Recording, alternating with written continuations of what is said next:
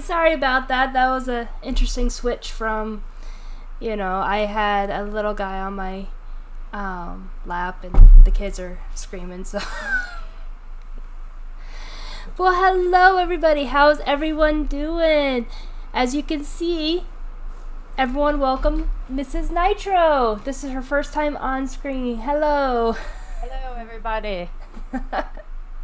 How are you doing, Mrs. Nitro? How's your morning going? It's going pretty well. Nothing much but getting ready. Yeah. Adam's downstairs watching Blaze. There you go. That's the car one, right? Like the mountain truck. The monster truck, yeah. Yes. That's his obsession. Oh. Besides dinosaurs. There you go. Nice. The kids are just running crazy. They were downstairs watching Pokemon, and then they decided to come upstairs. And Cal there, I just had to change his clothes for the third time already this morning. Wow. Yeah. I'm like, dude, you're burning right through these clothes. So. Well, it's so nice to be able to have a conversation with you and our kids not asking us for something. I know, right? That's why I'm like, okay, Cross, there you go. You're free. We'll have no interruptions. See you later. During this talk. Oh, hello, kind of smallish. Good morning to you, too. How are you doing? Pokemon rules. Yes. That is very true. And our oldest son, who has autism, he loves Pokemon now, and so he wants to label them all. He wants to collect all the cards. He wants to get all the figurines, and he just keeps labeling them because he loves to label things. And I'm like, oh, dude, you got I think it's 800 Pokemon to memorize. So keep him busy for a while. Yeah, that came out when we were in elementary school. Yeah. And I actually saw the first Pokemon movie in theaters. Oh, wow. That, I guess, was released in the U.S. I don't know if there was more released somewhere else, but it was a pretty big deal back in the day. Yeah. Well, that's it. I remember the cars getting banned at my school because, because the boys kept playing with them, and there was fights over them and stuff, and so they had to get banned. The boys weren't allowed to play with them. That's all I remember for when it first came out. But apparently Cross was a huge fan, and so he's been helping our son collect the cards, and he's just super excited to finally share something. Yeah, I collected the cards, but I had no idea what to do with them. I was clueless. I know. He'll come up to me and goes, "What's this one?" I'm like, "You gotta go ask Daddy. I'm sorry. I have no clue what that one is." Just me, Dee. Hello, friend. How are you? Oh, so good to see you, Dee. Hello, darling. Okay, so Dee has been my partner in crime during the Nancy Drew games because I've been playing them on Monday night, and it's just been this judge is completely incompetent, and he's supposed to be presiding over this case, and Dee and I already have a plan to just we'll solve it, but we don't need that judge. Dee's gonna be the judge, so. Very cool. Let's see. Doing all right. Locke and I were up later than expected. Streaming last night. Looking forward to all shenanigans on the high seas. Yeah, it's kind of small. So that is going to come up later today. I know Cross just went through the rundown, but Mrs. Nitro and I are going to be pirates later today. It's going to be fun. It's going to be awesome. We have no idea what we're doing. I've already planned. I'm going to change Cross's, outfit and stuff. I told him I'm going to make him look completely ridiculous. You've got to teach me how to do that. I don't know what I'm doing either. I want to plan. I want to put him in a dress or something. I don't know. I'll figure something out. Do his makeup. Because I guess you can't. Oh my goodness. I guess because once you have the gender picked out, there's only certain things that have to stay the same. But you could change the clothes. You could put makeup on. I'm like, oh yeah, this is gonna be fun. Yeah, this would be my first time gaming on a PC. Oh, so that's right. Be a lot of technical issues. Just saying. Just go on without me. Just never let go, but let go at the same time. It's all right. No man down, Mrs. Nitro. Don't worry. We'll make sure you stay with us. We'll have you on the life raft, and I'll be floating down to the. We can just pull you pull you behind us in a life raft. Just come along with us. Don't worry, we'll just keep you in tow. Don't worry. Yeah. D, partner in crime, more like partner in solving crime. That is true, D. That is more like it. It is, yeah, a partner in solving crime. Yeah, D, this is Mrs. Nitro. Yes. Thank you. Yes, so this is Hi. Mrs. Nitro. So this is my partner in crime when we like talk and stuff, or when our husbands decide to like, you know, go hang out or have mandates or something. Yes. This is the other side where we either watch the kids and try to talk, like every 2 or 3 words we might get something in there, or we actually go out for breakfast when our kids are in school and stuff. So, yep. And then we all did an escape room not that long ago too. Oh my goodness. That was the most fun. Yeah. Like, and apparently I didn't know they have online escape rooms. How does that even work? People can like stream in, and I have no idea, but apparently we have some friends who enjoy that with their people. And I was like, that sounds like awesome. But real live escape rooms, there's nothing like it. Exactly. It's just so much fun. Oh, thank you, Dee. Hey, if you need to go off and just get some sleep, we won't judge. All right. We're just going to talk about, we're going to get into Tomb Raider, the comics. And I'm going to kind of go through a little synopsis of that real quick. But, Dee, you don't want to miss later when Mrs. Nitro and I are pirates. We're going to watch. We're going to play Sea of Thieves. And it's going to be fun. Filling all of my fantasies. Oh, Dee. All right, well, honey, you stay in for as long as you want. If you have to sleep, don't worry about it. But I'm so glad you're just hyped as we are, because we are so excited for today. It's going to be so much fun. We are very excited. All right, so the first thing that we are going to do is we're going to go through, we get to do an indie comic book club, which I thought was just a brilliant idea. Because, you know, I know Cross and Nitro do their indie comic book clubs, and I've read a few comics, but I'm more of a book nerd, so I'll usually pick up a book quicker than I will a comic. But one of the comics that I have gotten into is Tomb Raider. Now, I personally have been a Tomb Raider fan since, like, the PS1 games. When...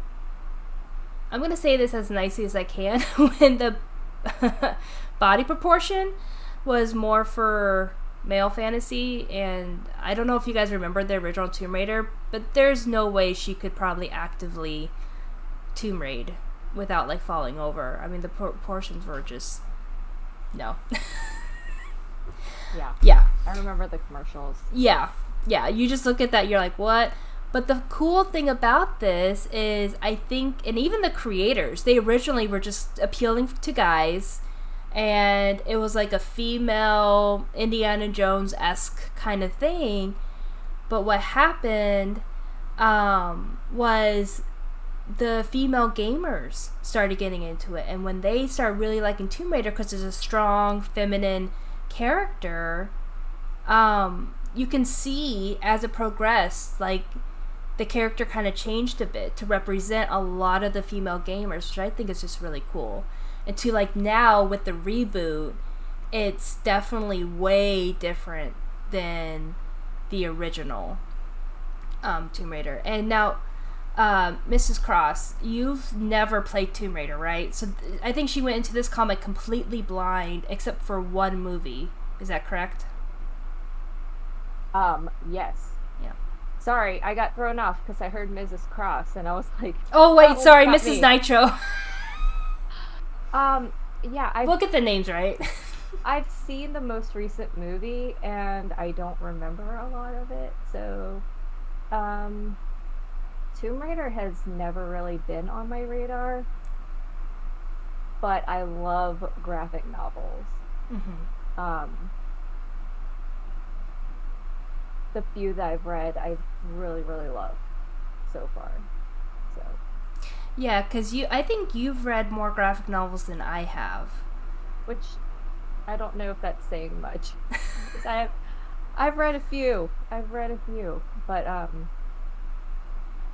And few people know that I'm trying to write a comic book. So I'm reading them a lot for just education on my part. But my personal favorite so far has been Lock and Key. I just think that that is one of the most thought out, well written stories, not even just graphic novels, but stories that I've read in a while. So I thought that one was pretty brilliant. Yep. But yeah, Tomb Raider.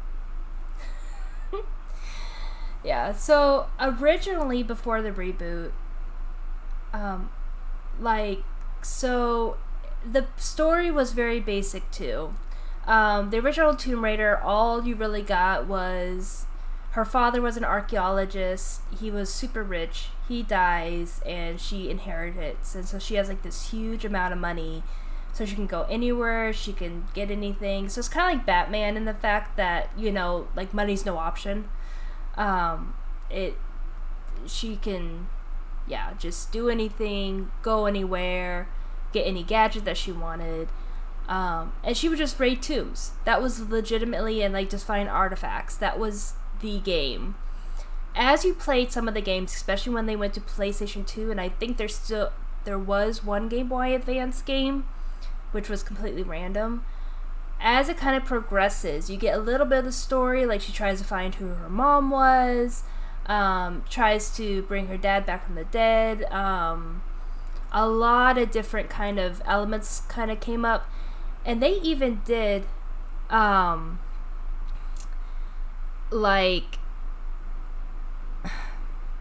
was weird. So they did like a soft reboot where they tried to make Tomb Raider not so strong. I think it was Angel of Darkness.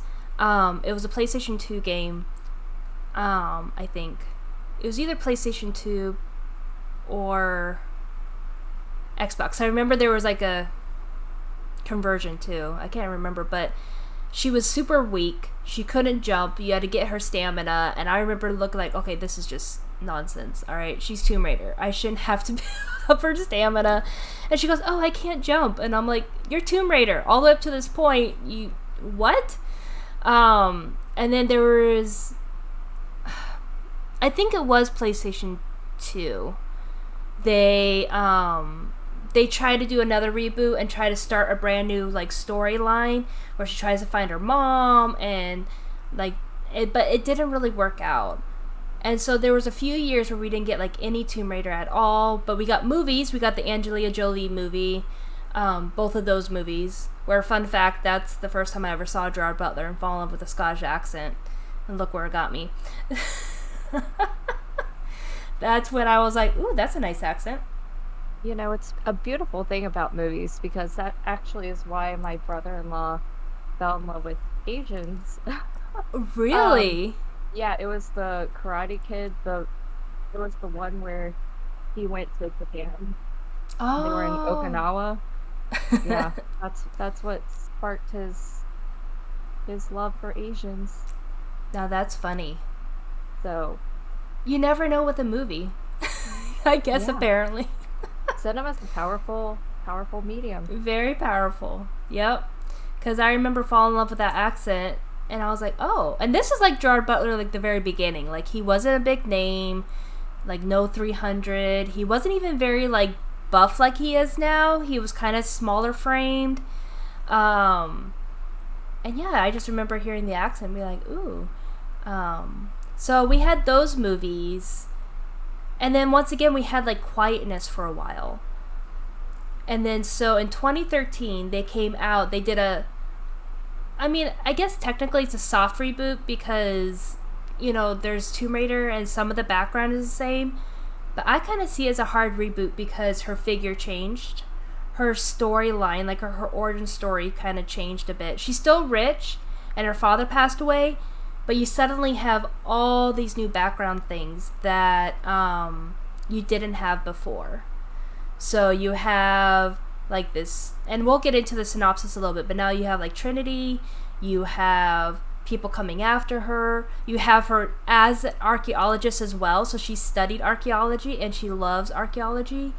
She's kind of a loner, and the fact that she doesn't have many friends. So I feel like you get more of a solid, cohesive story with this reboot. So I feel like it's a harder reboot than, because it wasn't just a gentle, okay, let's start back at the beginning and do the origin story again. No, it's almost like, yeah, Tomb Raider, but none of the previous information is going to help you with this. It's like a brand new kind of Tomb Raider that we get to see. And it started off with the game, and then our comic, what we're going to talk about, is legitimately picks up right after the game. Which I've played the game, and I was wondering if you guys would want me to play the game, because Cross and I were talking about it, and I'm like, actually, that would be fun to play again. I've played the 3 new ones. It's Tomb Raider, and then it's Rise of the Tomb Raider and Shadow of the Tomb Raider. Brilliant games. All of them are just fantastic. And then the comics kind of fill in the gaps a little bit. So that was also an interesting thing that we're going to talk about with Mrs. Nitro, is she hasn't played the game, and she's kind of thrown into this comic, which I didn't even think about, and then I reread it as well, and I'm like, oh my goodness, if Mrs. Nitro's never played the game, you kind of thrown into this story. It felt like I was in a conversation that I wasn't privy to. So I was like, oh, hey guys, I'm in the party now. Just trying to learn about this Tomb Raider chick. Exactly.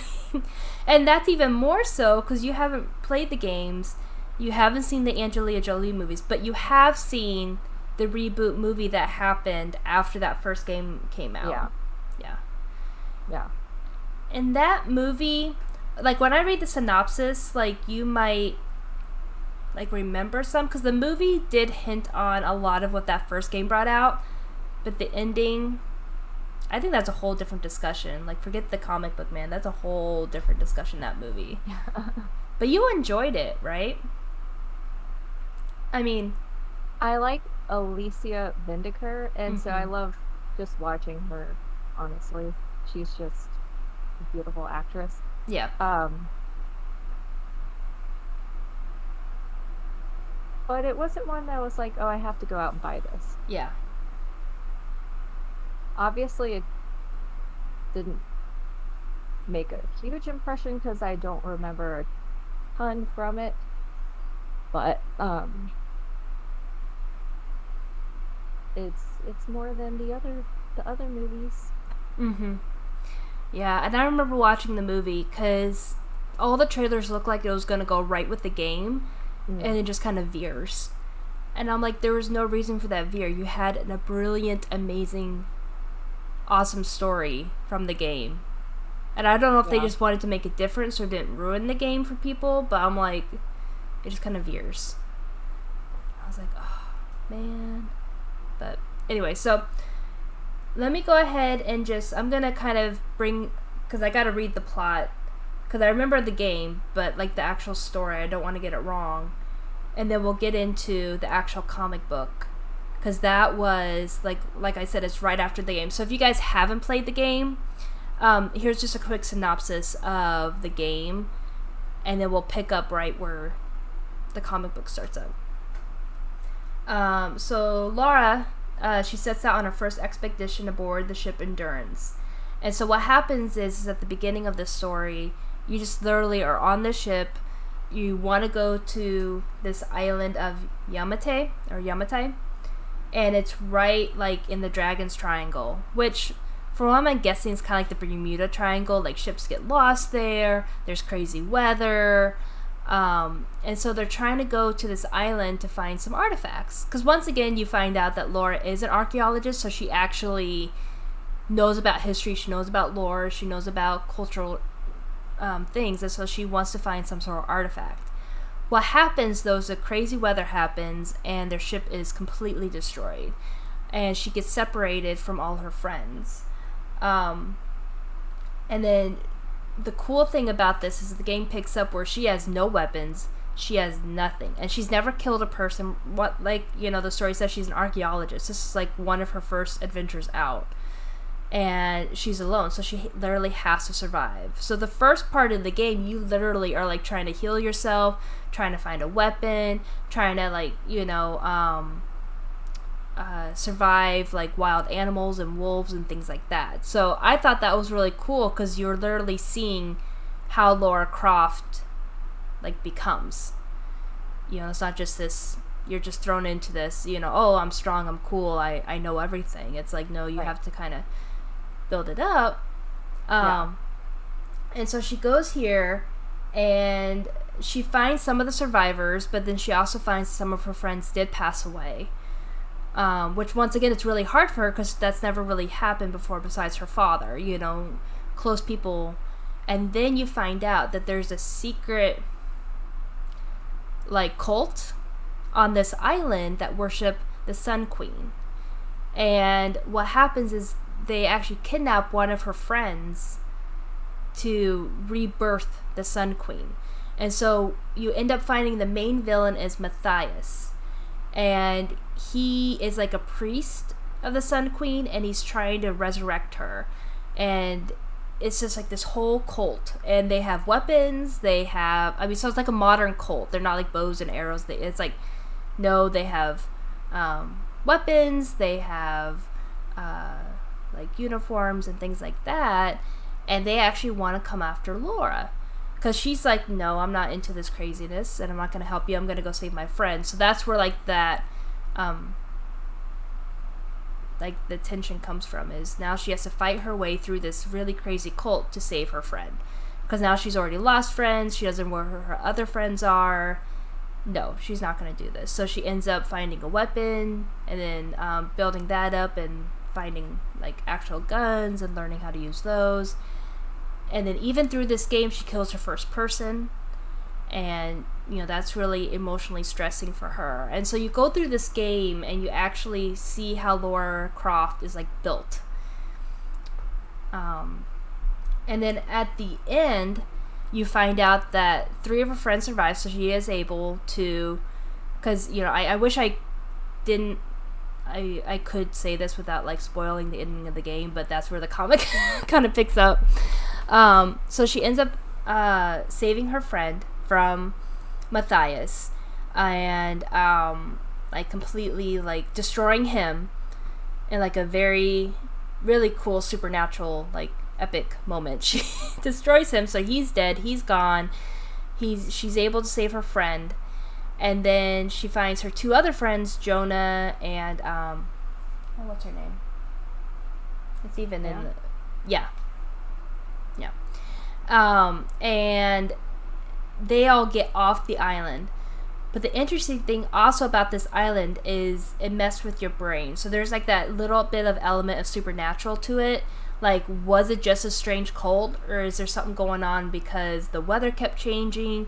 And it was almost like they didn't want people off the island for some reason. And so it was really hard for like Lara and her friends to get off the island even after destroying Matthias. So there's always that little bit of, okay, was there something more to this island, or were we just all so traumatized from the experience? And so that's where the comic picks up. So they all just finished getting home. They all survived this. But now the and not the actual cult of Matthias, but apparently there's a ranking where the because it was like the Sun cult, but now it's one smaller. I guess they worship Matthias, and so they actually come back after Sam, which is Laura's best friend, and try to take her away. So that's where the comic like starts. So yeah, so Joy or Mrs. Nitro was just like, I feel like I just kind of got into the middle of something, and I don't know what's going on. And like, I think that's fine, but I feel like maybe there should be a disclaimer that like even this whole world is mainly built on the games. Mm-hmm. So I feel like maybe people might miss a little bit if they don't have a background in the games. Mm-hmm. Well, and I think it's very unique that a comic is so heavily relied on the game as well. Because usually either the comic or the, like, you and I are book nerds, so usually it's the book or the written part that comes first, and then games and movies come from that. This is very unique, and the game comes first, and then comics come after it. But then they're also heavily tied in with the game of Tomb Raider, and so I'm interested to see if more of the comics, like, because I've played the 3 games now that have come out, if the comics continue to be that way.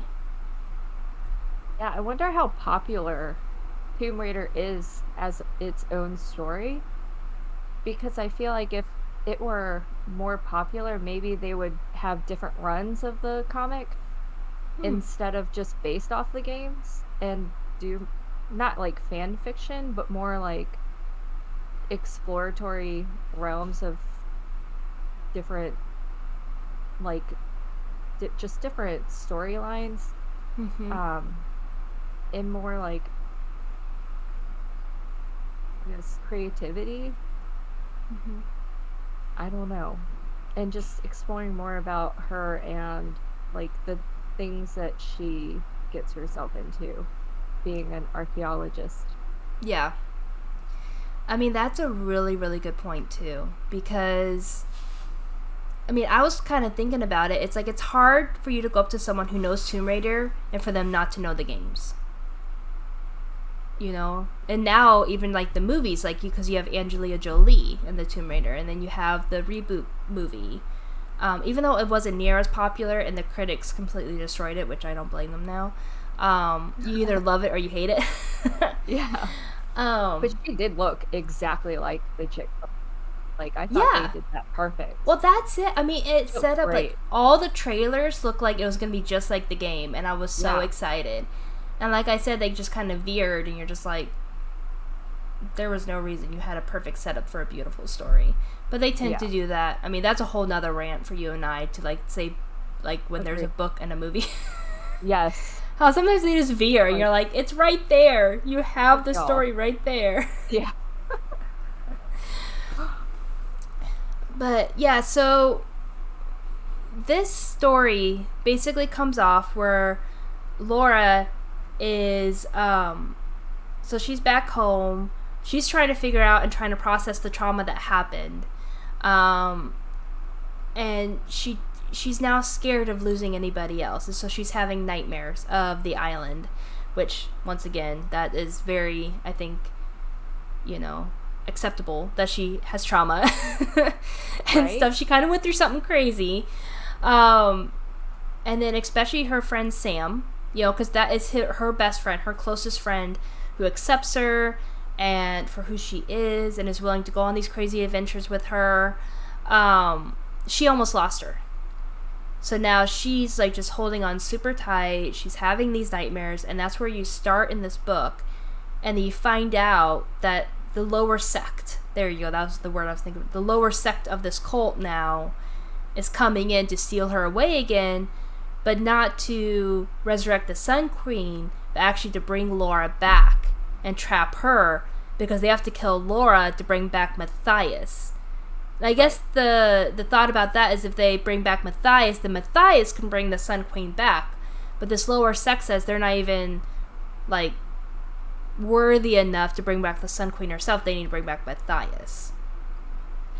And so they decide to take away her best friend and then of course Laura goes to try to get her other friends, and then there's this whole supernatural element kind of to it about the different, like, tokens there's like 4 tokens that's going to build a house. It is all part of the Sun Queen lore, which, once again, I think after reading this, that probably what made it hard for you, again, Mrs. Nitro, is just having this lore with these tokens and just having no clue what just happened.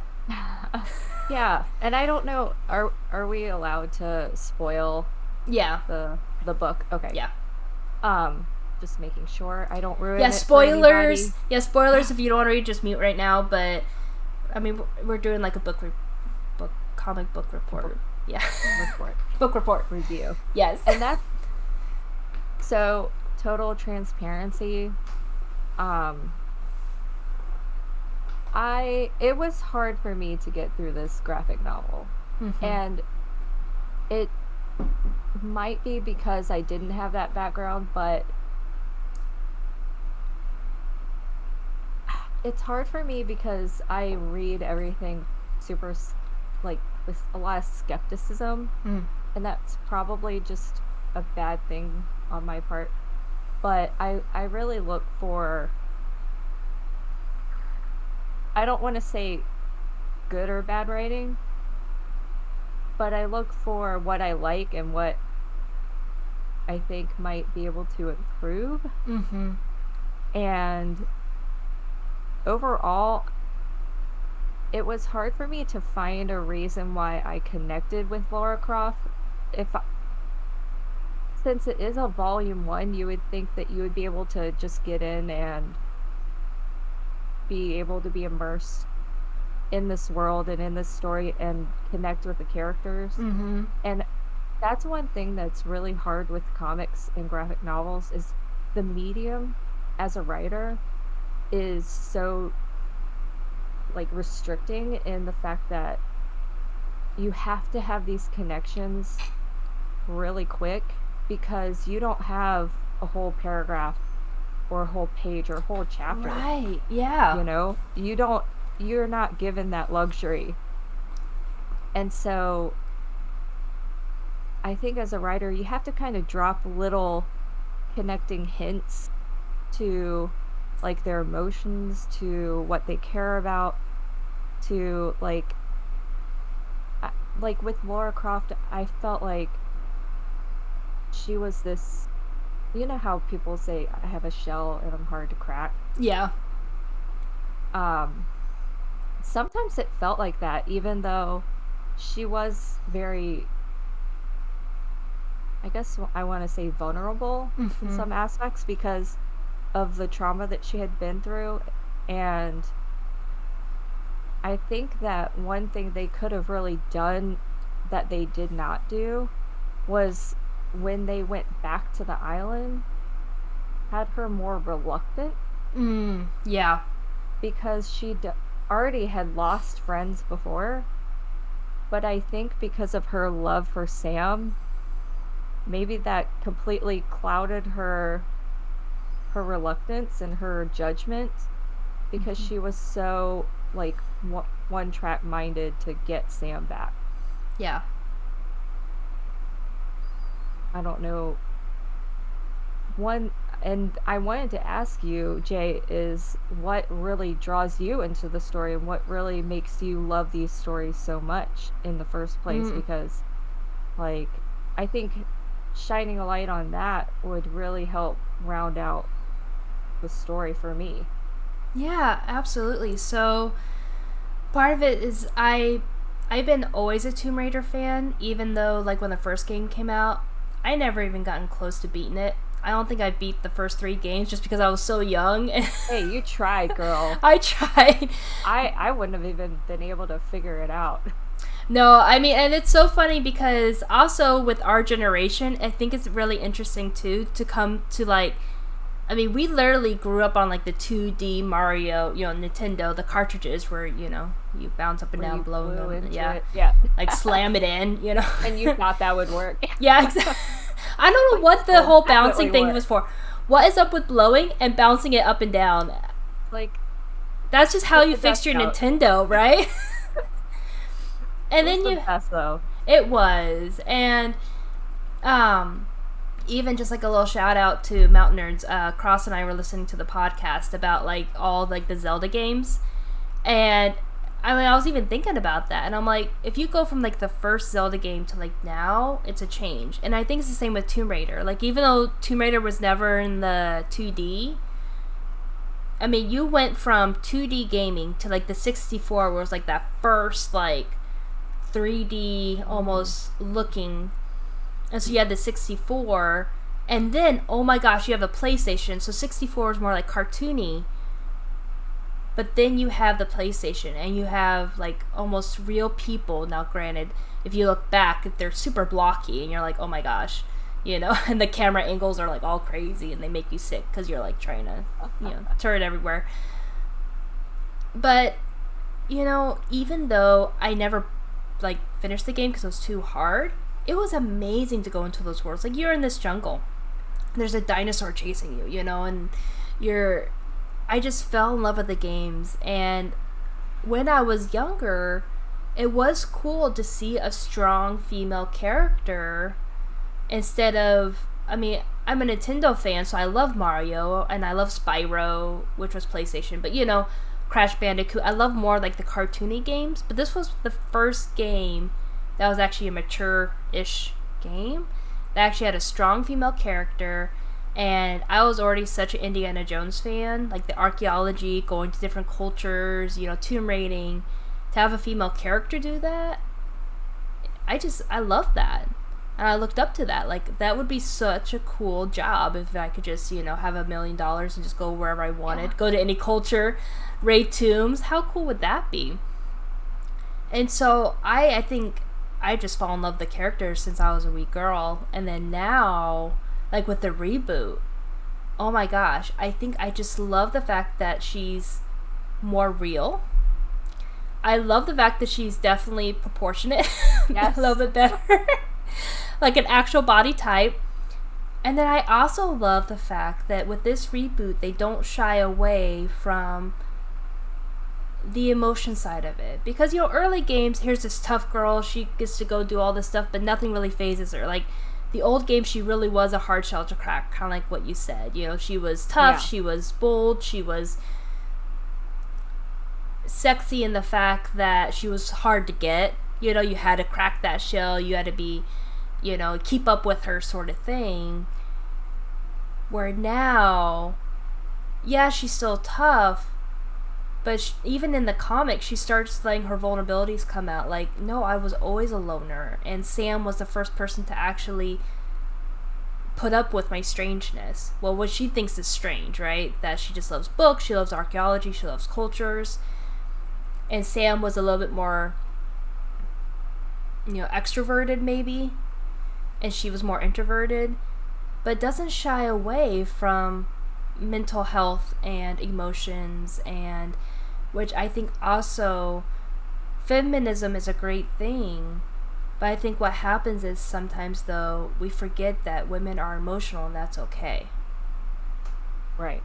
You know, it's okay to have emotions. It's okay to work through them. It's okay to say, hey, you know, I'm sad, or I'm having nightmares, or I'm scared.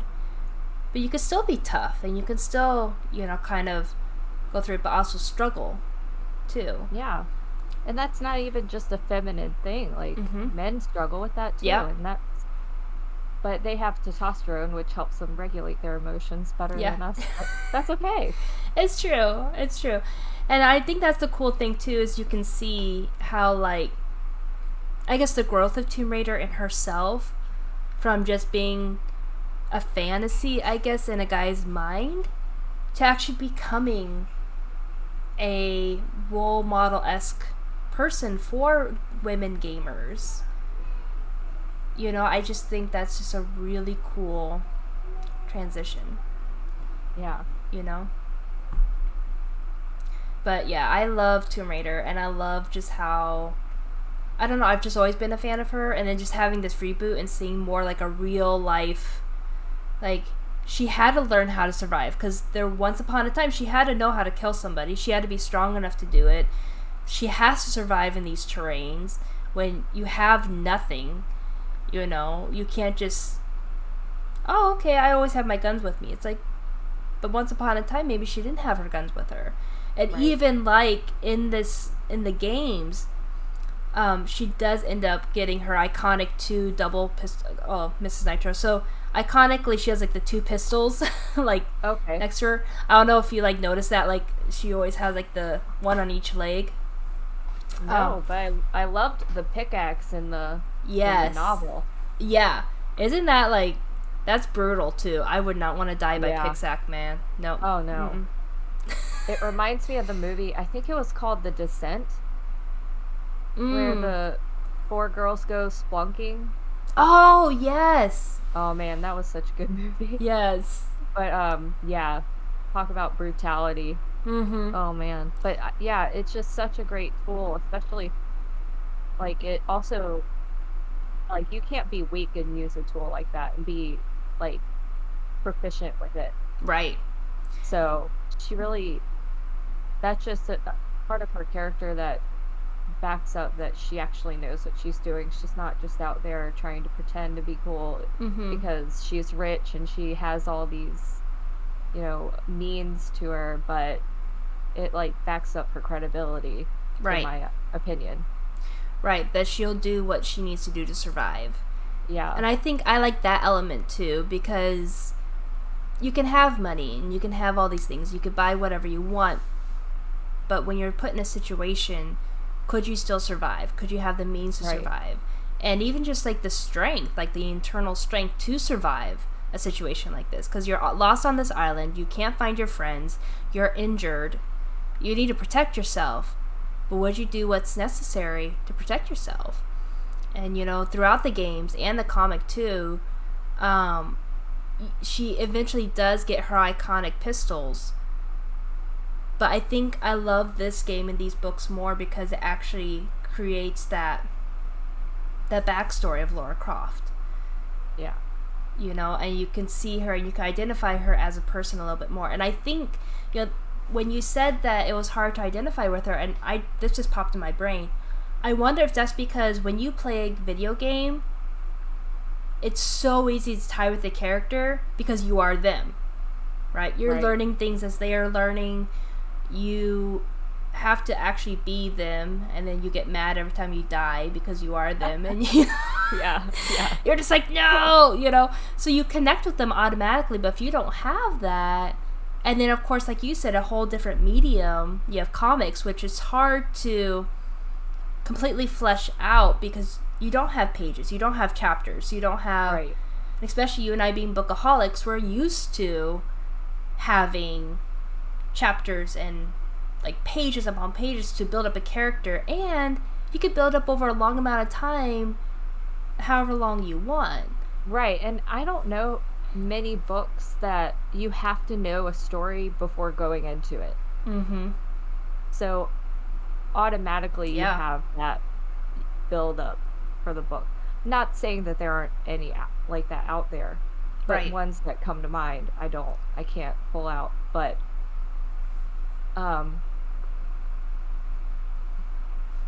yep. Yeah. There was a thought and it just fluttered away out of my head. Don't worry, it'll come back. Yeah, eventually. It will be a butterfly coming back over to my mind. And then, but you were talking about when you gameplay as this character, you feel like you're supposed to just kind of put your personality and your, like, how you would figure things out and how you would solve these puzzles and mysteries.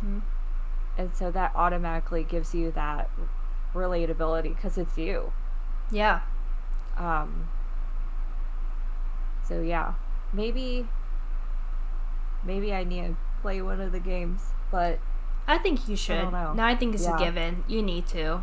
That way you could be just as addicted as I am. Or if you're not, I would love to know why. You know, that's the thing, is I'm like, maybe you need to experience it so that way we can kind of talk a little bit more. Like, if you don't still connect with her, okay, well, why? You know, because that's it. Tomb Raider isn't everyone's cup of tea, but I always love to hear why then, you know? Maybe because she's, I don't know, archaeology. I don't know if that was ever on the top of my mind. She's like so intellectual. I'm like, I don't know. But one of the things I really loved about this graphic novel in particular is the artist and how they broke up the panels. Like, I loved how they did a lot of them because it was they just showed a great way of the action and how, like, you could tell that they were experienced because it's so hard to be able to, like, an action movie, it's super simple. You love it. It's already there. You don't have to work hard to display the action. You just make it happen. Mm-hmm. But with a novel, you really have to, like, the writer has to, in their mind, know exactly what the characters are doing.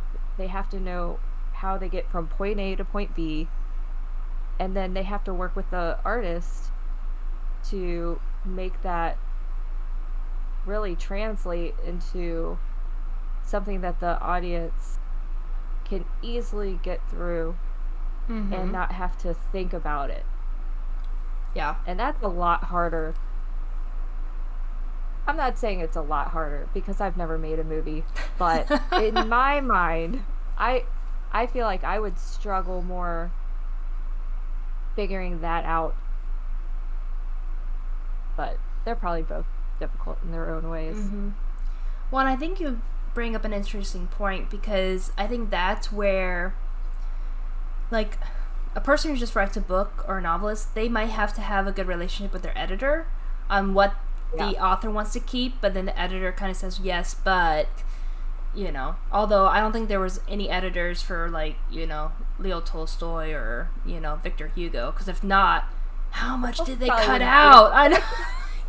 How much did they cut out if they had an editor? Man. I'm like, I feel bad for that editor, because they get, books like this, or, Yeah. Oh, but, and then I think with comics, it's a real important relationship between the author and an animator, or, the artist. Yeah. Because like you said, they have to take what the writer wants and illustrate that into, what looks good for them. But on top of that, then they both have to edit it to make sure it's cohesive enough. Because if the artist has a different way, but the writer's like, no, that's not how I envisioned it, because of the, there just has to be that really good relationship to make it really cohesive. And then I think with movies, it's a connection between the directors, the producers, and the actors. The writers. Yeah, the writers. And the writers, I think that's a bigger team, but like you said, it's a little bit different. And, I think each medium just there has to be that one or few relationships that really matter, that really make it. Because you can see a movie, and you can see, like, oh man, that might have been a directing problem, or maybe the producers cut things out, because you're like, what is going on? This movie is awful. Maybe it was the writers. You think you're like, oh my gosh. I think they blame the writers a lot. They do. But, from watching a ton of, like, commentaries of movies, a lot of the times the script and what actually is, like, produced can look completely different. Mm-hmm. Like, that's why I love that you can actually go online and read a lot of these movie scripts, is because you can see how the original idea turned into something completely different. Right. Which is part of the process. And it's not a bad thing at all. Mm-hmm. But don't always blame the writers. Yeah, I know. Don't blame the writers. Not always their fault. Exactly, because there's a lot of steps after that, Yeah. Absolutely. And we always feel like we could make something better. Mm-hmm. But it's like, until you actually sit down and do it, and, like, learn how to do it, it's like, maybe they're right. Yeah. Maybe it's not as easy as we thought. Exactly. And we always look at hindsight, right? Right. Yeah, we always look like, oh, well, you could have done better because of this and this and this. And it's like, well, yeah, but we're looking back on what was actually produced, what actually happened. And then once again, the directors and writers don't always have the final say. Most of the time, it's the producers. And sometimes they... Mm-hmm. Yep, and what they're willing to put up with. But... So, D, I just saw your comment. There's also a closeness that comes from overcoming challenges together that's different to just witnessing a story you might associate with. That's very true. With gaming, you overcome these challenges together and you feel like you're part of that person, whereas, with a movie or book, sometimes you're just identifying with that person. Right. Or just, oh yeah, I recognize that story, or yeah, that could be part of my life too, or I understand that feeling or that expression. But when you play a game, you have that closeness because you are overcoming all these things in real time together, and so you kind of get that feeling. So that's also a very good point too. Very good point. Okay, so something that I had maybe the wrong perspective on in the novel, but I wanted to get your perspective is like, I don't know about in the games if they ever address Laura's love life or if she has a love interest at all, but I felt like in the book, if they were to go that route, that her love interest would definitely be towards Sam. Yes. I felt that way too. I really did. Okay. It wasn't just me. No. So in the original games, there wasn't... It was literally just a woman going and raiding tombs. I can't remember in any of the games if there was ever a love interest involved. Because it was too much. She was either running or trying to raid a tomb or like being chased by dinosaurs. Yeah, exactly. It's like, no, there's no time for that. And once again, she was more of this hard shell to crack, right? She's tough. She's mighty. I mean, if any of it in the community remember who played Tomb Raider games, if there was a love interest. But once again, I was so young, I never beat it. So who knows if the first 3.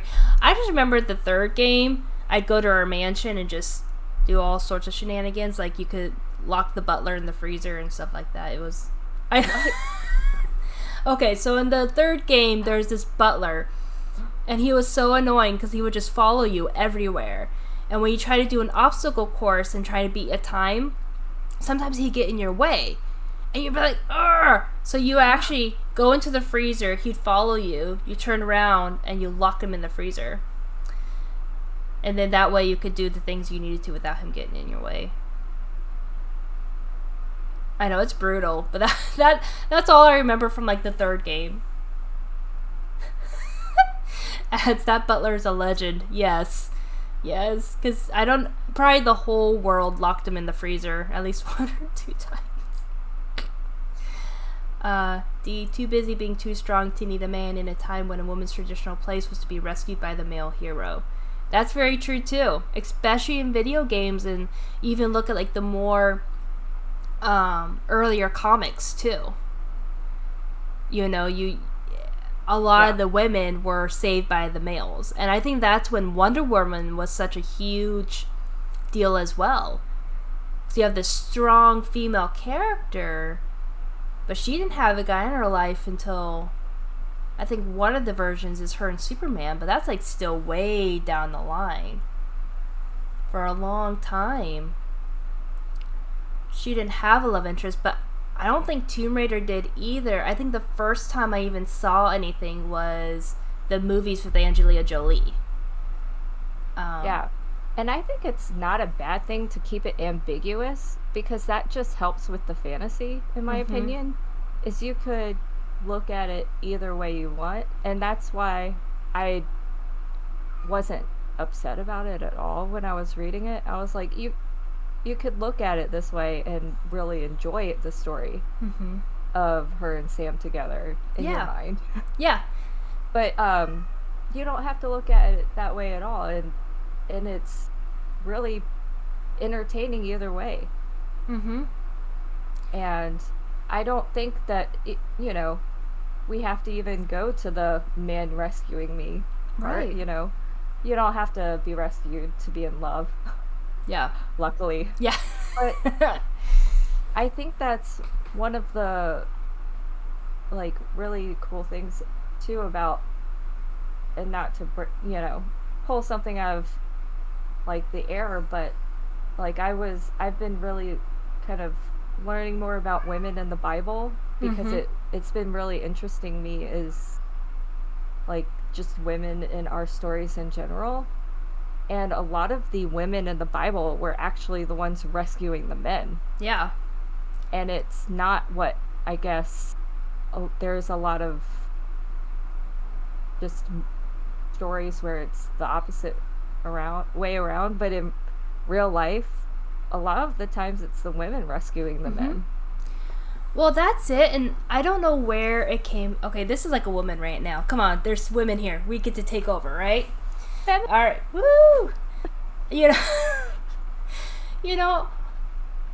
I mean, I don't know where the misconception, but it is in traditional biblical, like, I guess, lens or perspectives that women are supposed to forever stay in like this 1940s, 1950s traditional way of life. And I'm like, no. Like you said, in the Bible, okay, we have a woman. I mean, there's all types of women. There are soft-spoken women. There, yay, D, yes. All right. There's soft-spoken women. There are women who are gentle-spirited and they're calm and like even like there's even like the Hannah, in the Bible, she was very tender-hearted and soft, and like her husband supported her though in praying, but she also went to the temple on her own. So you have those women. Yeah, comics across. That's my next one. But then you have a woman who literally drives a tent peg through the enemy. All right, like lures him into her tent, makes him fall asleep, and then drives a tent peg through his temple right there. Just. Yeah, that's brutal. Talk about like the axe, I know. And then you even have Rahab, who went against her whole like town of Jericho, saved these spies' lives, who were men, saved their lives, and she was a prostitute. So it's like you have these strong women, and they don't need a man. But it's not about needing or not needing. It's about complementing each other.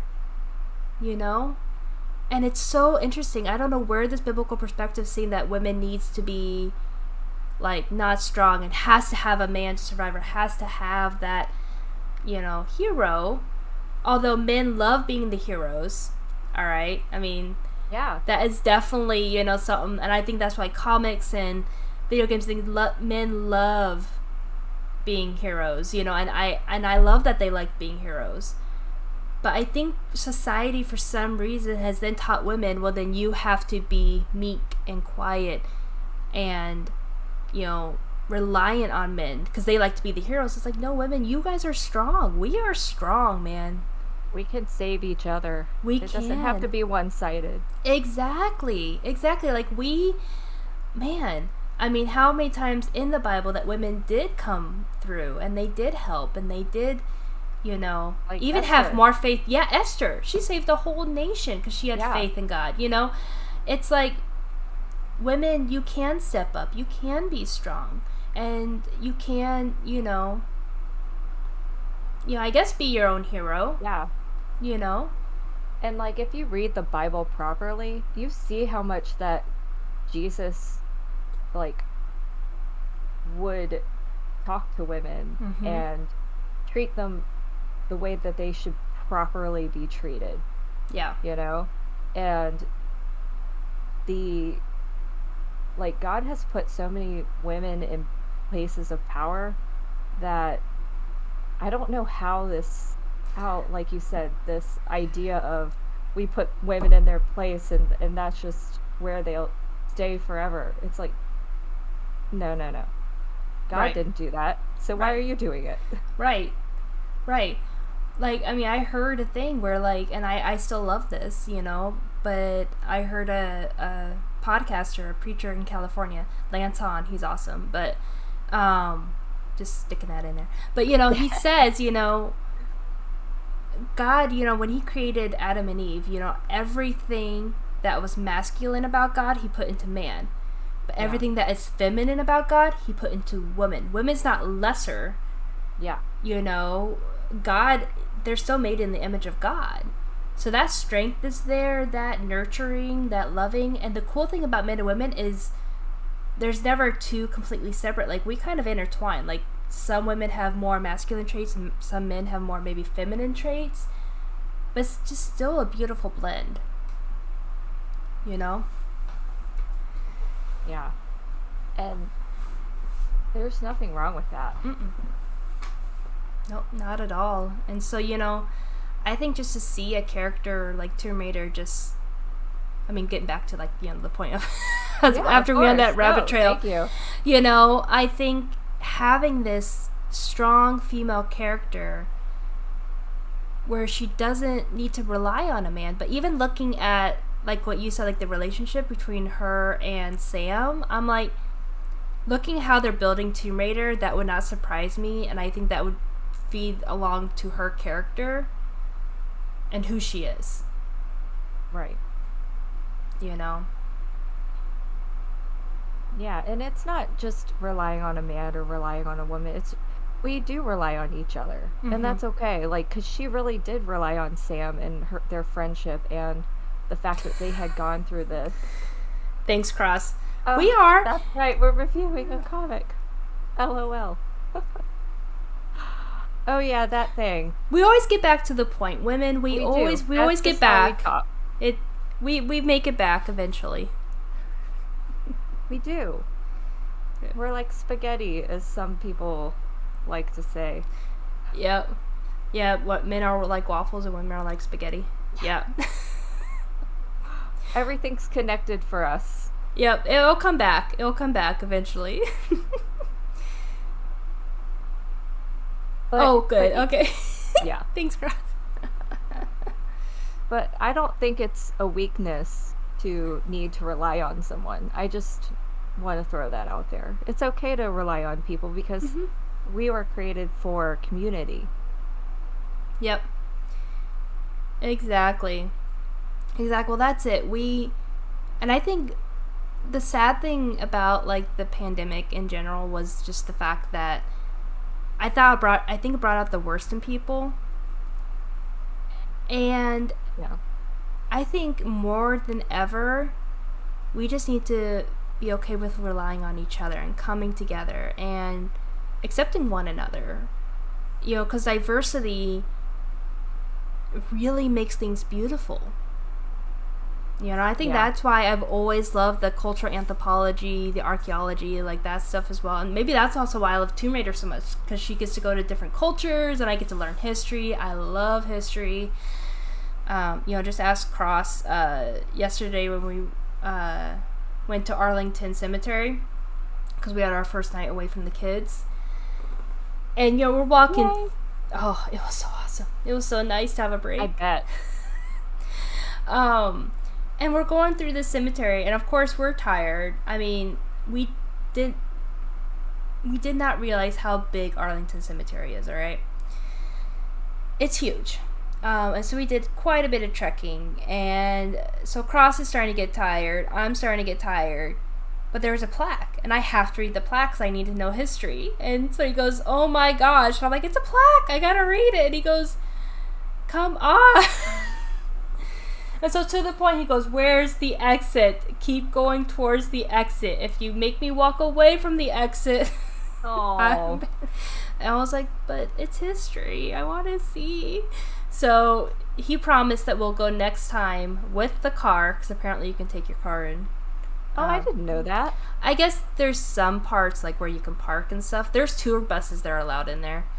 We saw a few tour buses, which is odd to see in a cemetery. I have to say, that is weird. I think when Thomas and I went, we got off from the Metro and walked over, if I'm not mistaken, or we might have driven.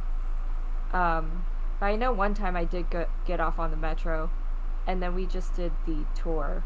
I think, because it's huge, and you don't want to get lost. That was my one fear, was just getting lost. Yeah. The nice, like, because we went in through an entrance where there's only, like, 2 security guards and, like, 1, like, metal detector. So we went, like, on the south end of it, like, away from people. So we didn't see anybody for a long time, which was actually really relaxing and really cool. Oops. Yeah. But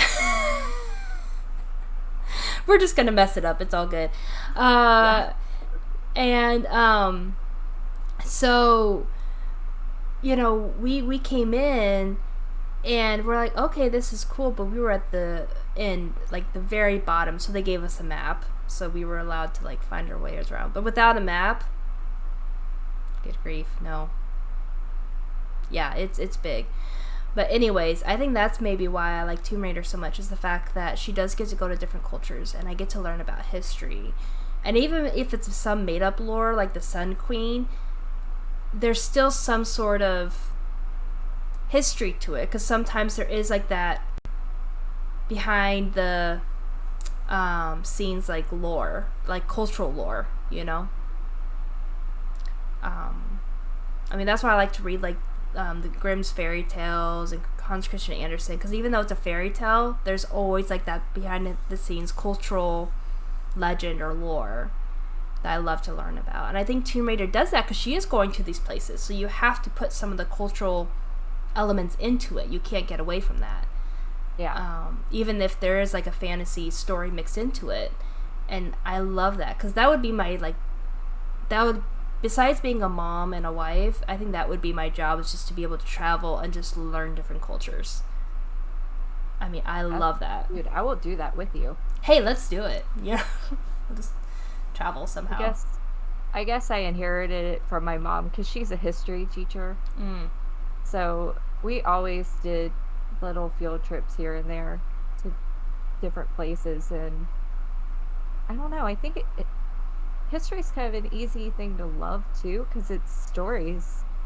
And but one thing that my mom taught in her class, she read this kids book, and it was a play on the Big Bad Wolf and the Three Little Pigs. And the moral of the story is, like, history is all, like, who's telling the story, not necessarily what actually happened.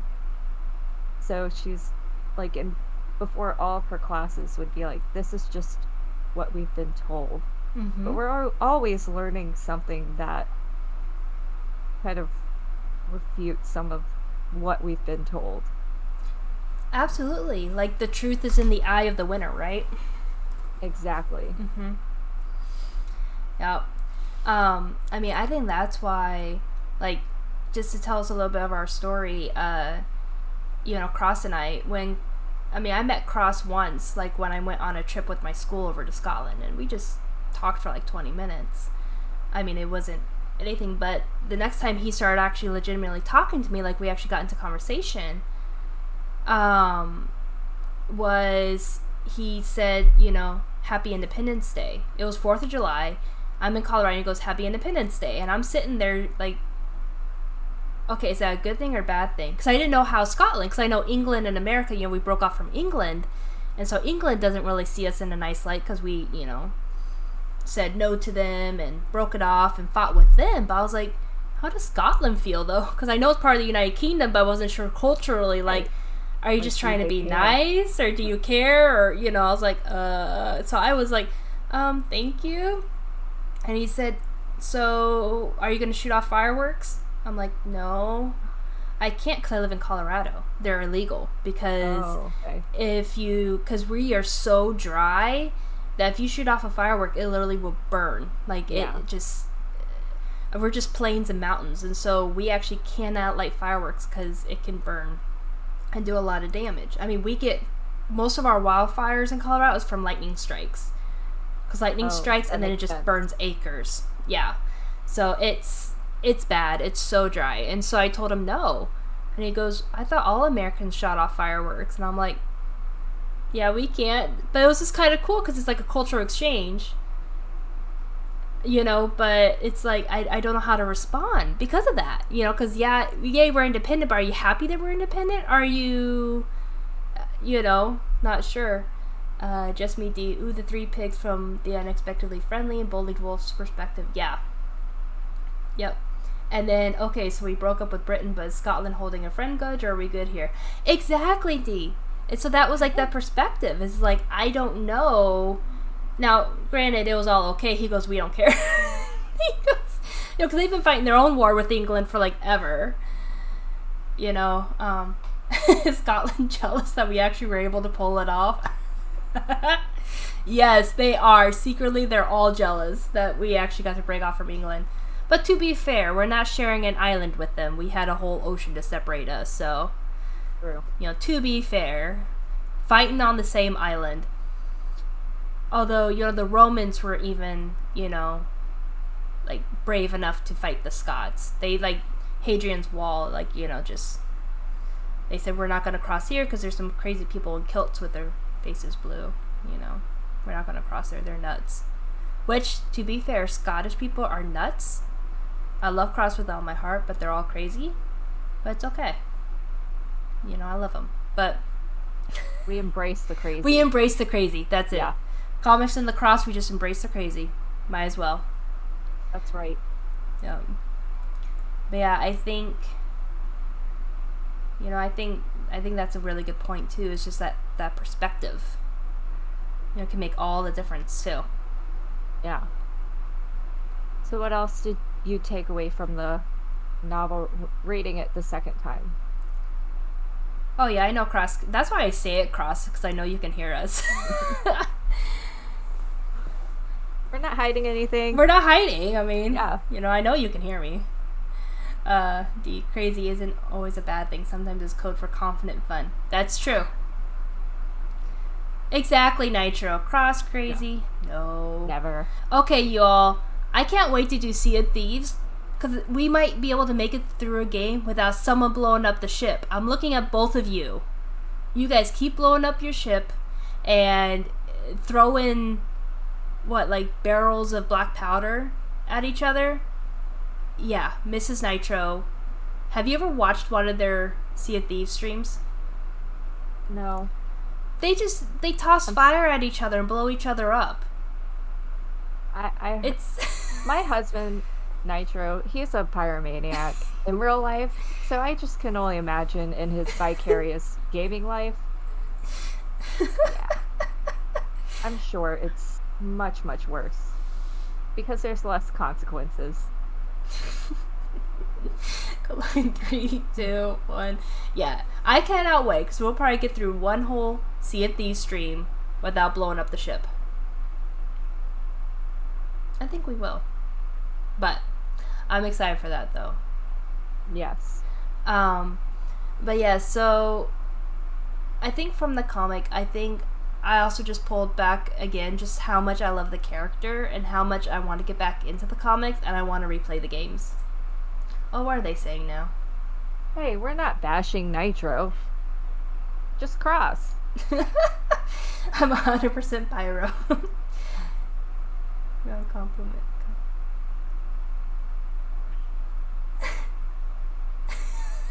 Gunpowder kegs. That's what they are. That's what they're called. Yes, gunpowder kegs. They just toss them at each other. Let's see. Just be D. On a wooden boat surrounded by water still finds way to set everything on fire. That's it, D. That is exactly it. Nitro, it's our wives. What do you expect? Mountain nerds. Oh, mountain nerds. Yes, I mean, come on. We have to bash them a little bit because we love them. It's the Scottish humor. Okay, so Mrs. Nitro, this is what I get whenever Cross is, bashing me. He goes, it's the Scottish humor. The more I pick on you, the more I love you. Yes. You all, that's what I live with day in and day out. And what's the scary thing is our youngest has his sense of humor. Y'all, I'm in trouble. I am in so much trouble. Because he'll even, come up to me and start, hitting me. And I was like, no, Cal, that hurts. Stop. And then he'll get this grin and start maniacally laughing and try to hit me again. And I'm like, I'm doomed.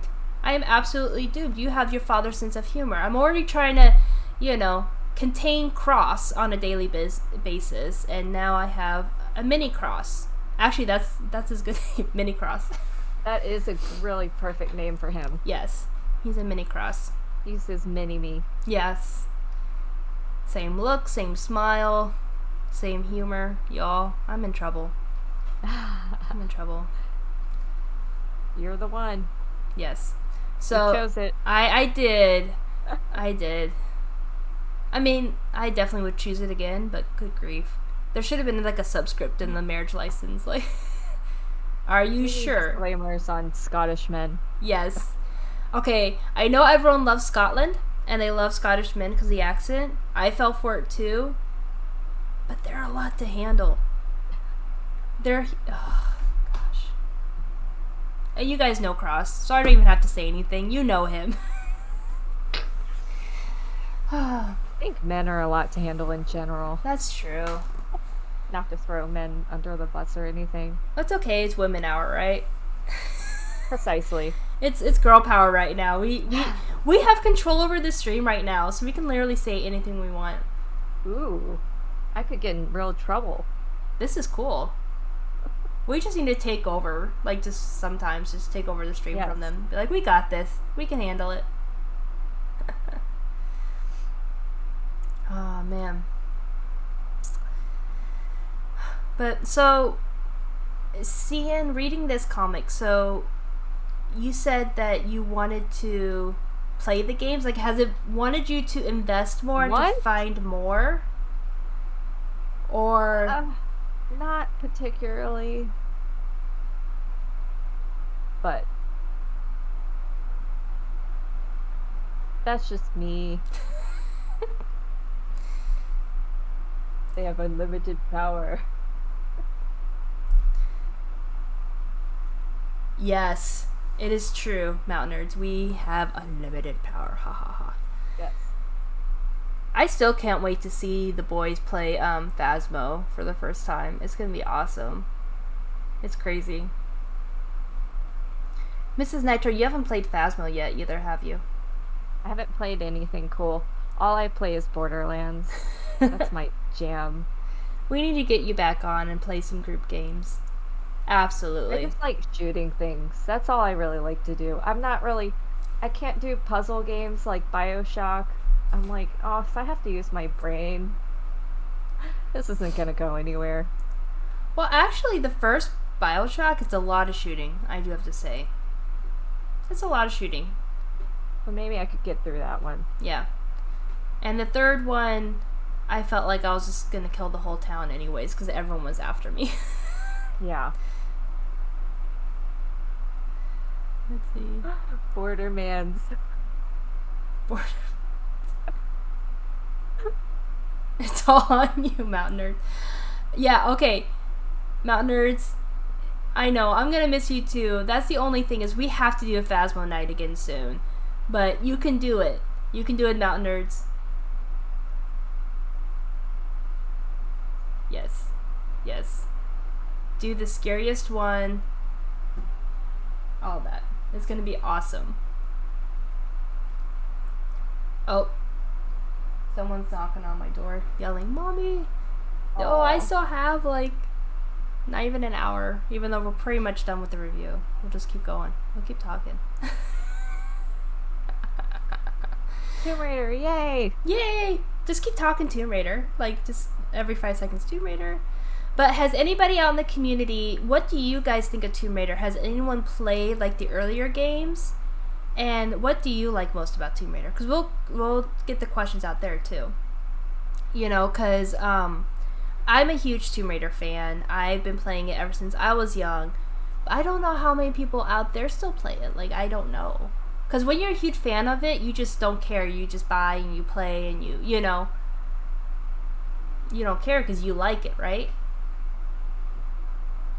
I wonder. Yeah, I think you are my only friend who plays Tomb Raider.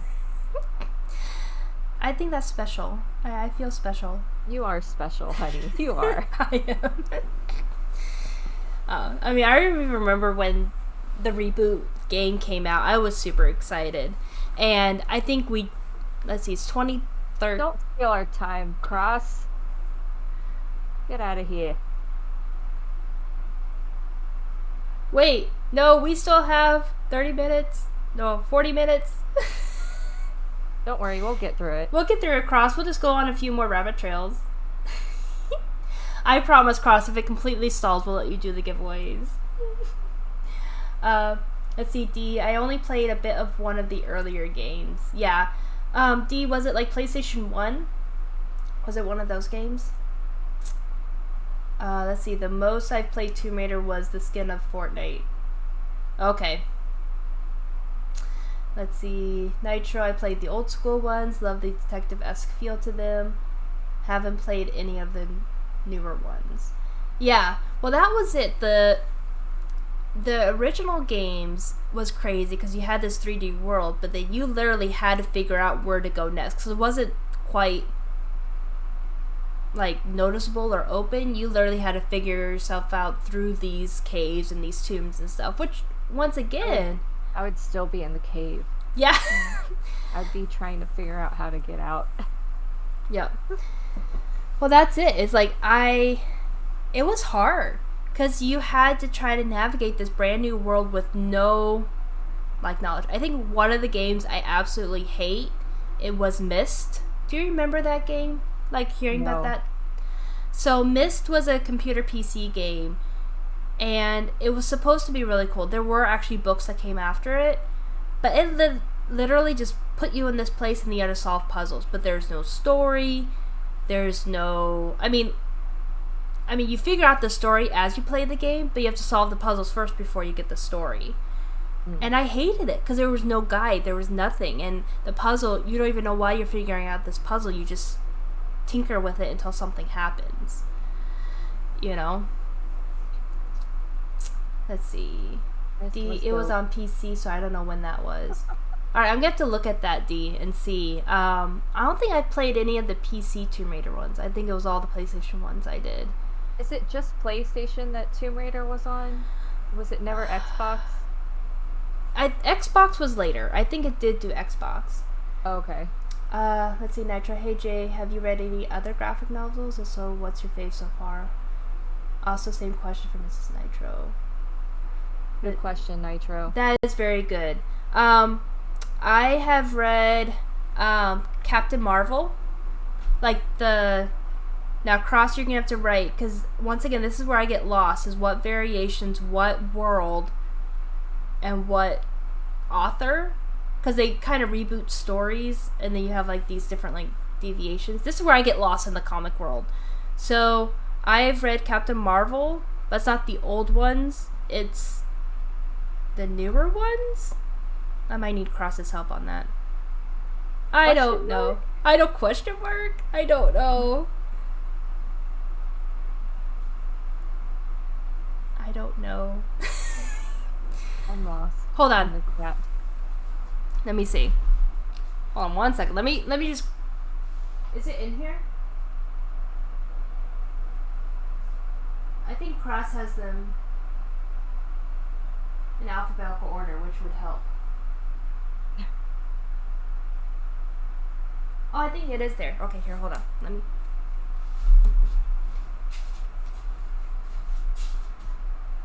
Yeah.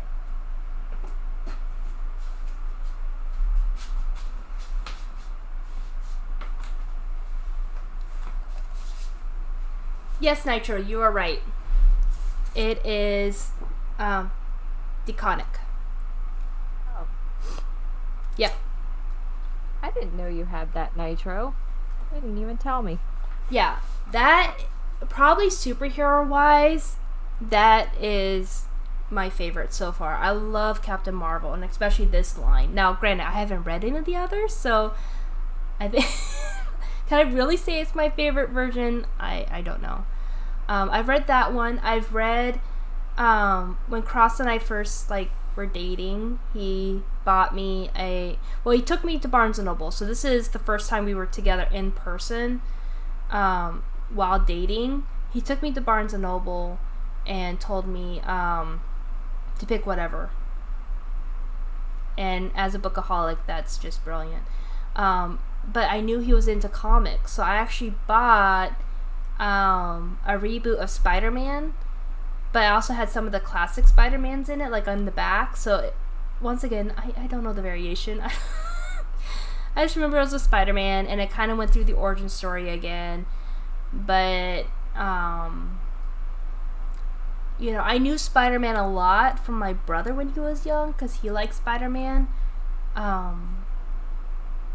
But I think that's the only few comics I've read are those ones.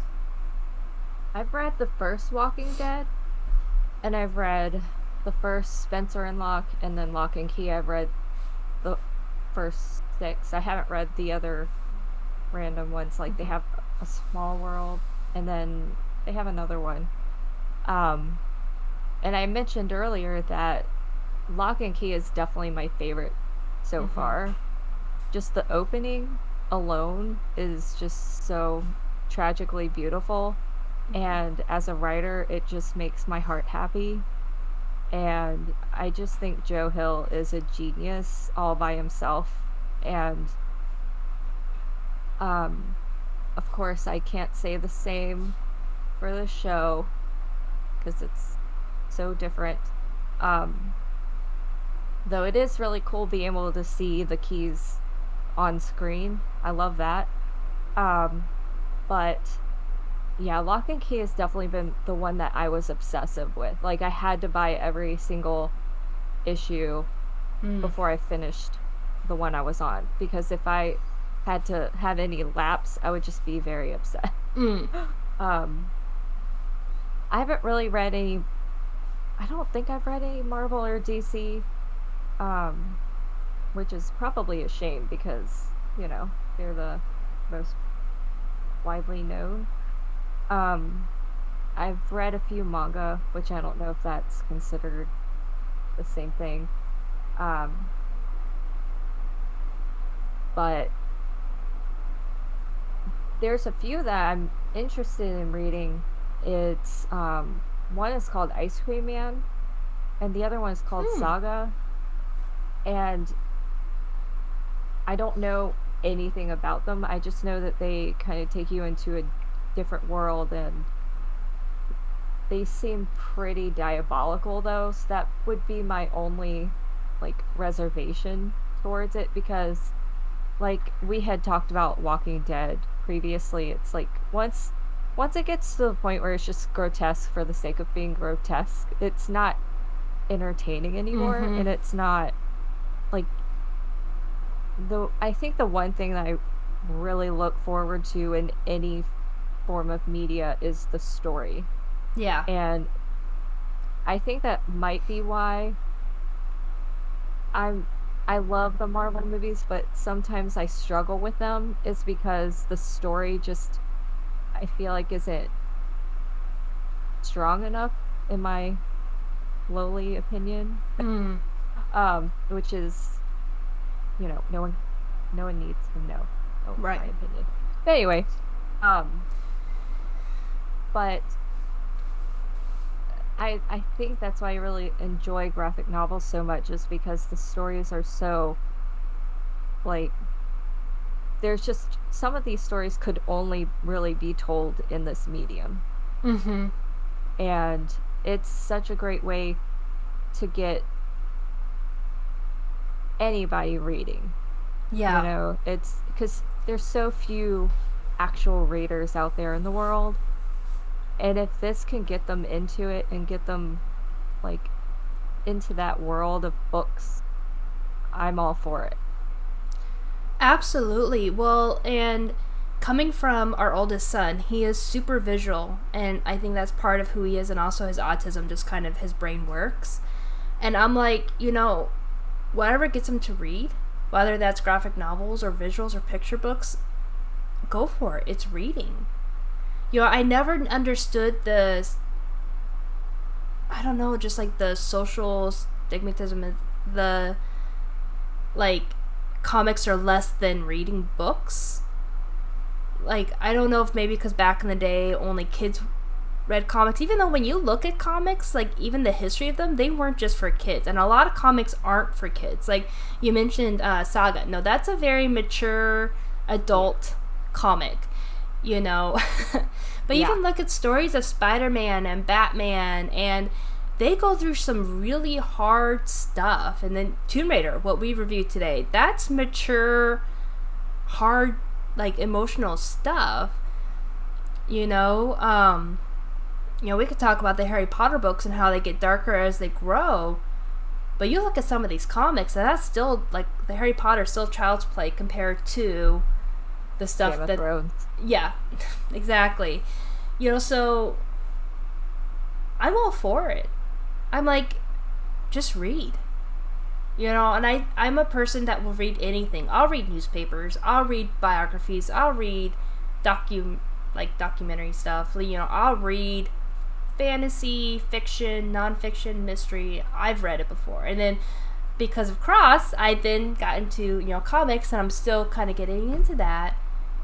But I think that's what I love about comics as well, is it gives you a different way to read. And that's never a bad thing. You know? And some people love that visual, and it actually helps them. You know, I can't remember who I met, but somebody said that when they read a book, they can't picture it in their head unless they've seen it before. Right. And so they actually have to see the movie before they read the book, just because they have no idea what to picture in their head. And me, I'm like, I'll picture anything, and it's fine, you know? And so there are people out there that they need that visual, and so sometimes graphic novels can be that medium for them. Exactly. You know? So yeah, I mean, I love comic books because of that, and I think they're important, and I never want comics to go away either. You know, I think being married to Cross, he's also just shown me the love for them, and you know, and I do need to read more comics. I just haven't really, you know, gotten there yet, because I have my book list like this high, and right now I'm going through Gone with the Wind, which is like, if y'all don't know, it's like that thick. So it's like 900 pages. It's insane. Yeah, let me see if I can find the one that is in my wish list.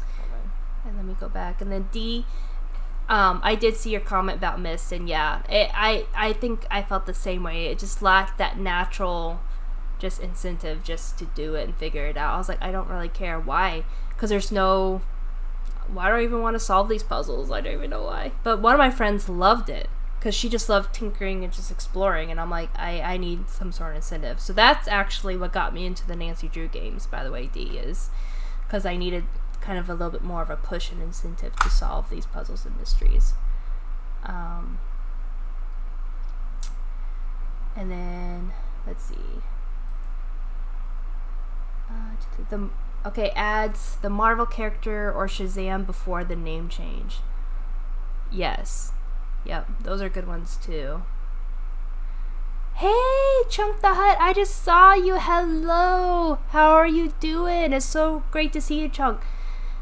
What have you been up to today? And yes, I'm actually excited about Mrs. Marvel.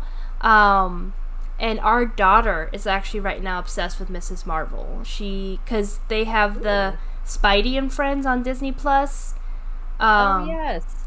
And so, which once again, I love that show, because it actually brings in not the popular characters. Like you already have Spider-Man, but you also have Spin, who is one of the different universes Spider-Mans. And then you have Gwen, who was mine, but they call her Ghost Spider.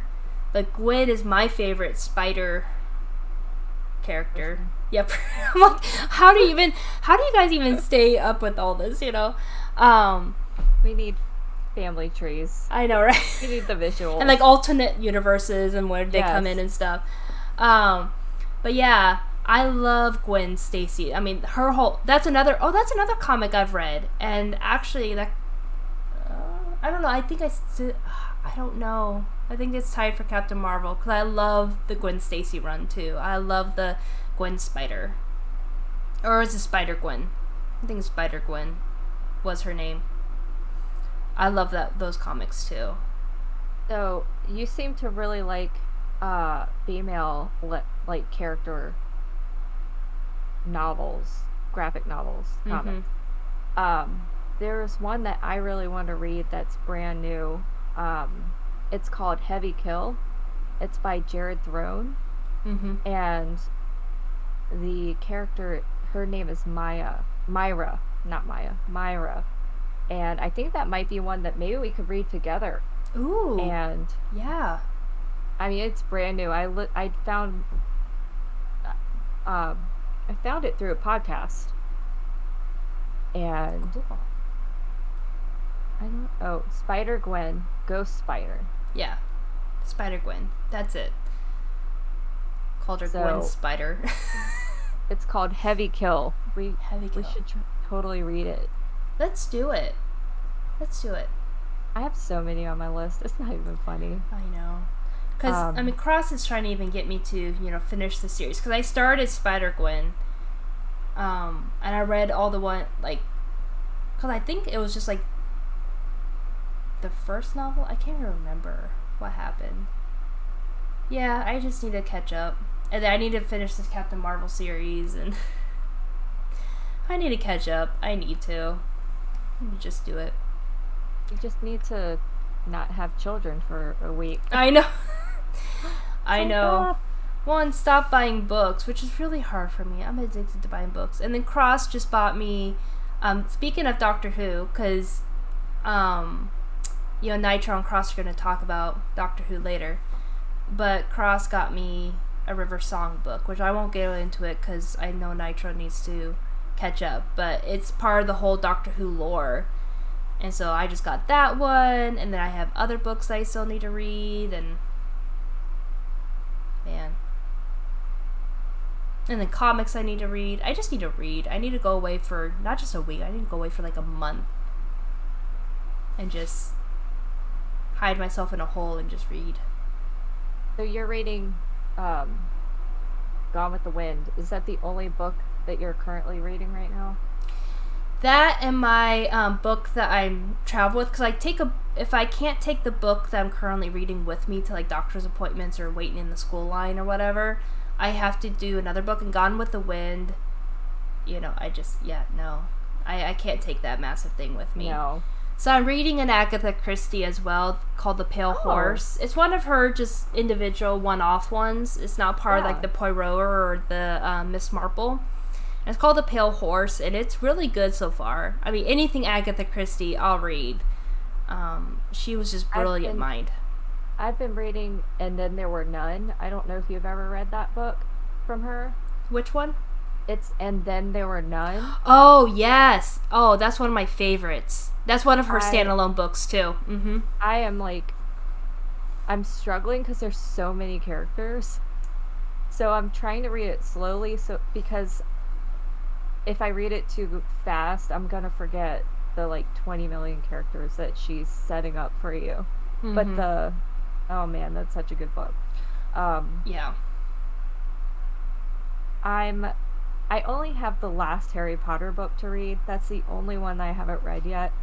But right now I'm reading The Things They Carry about the Vietnam War. Oh, yeah.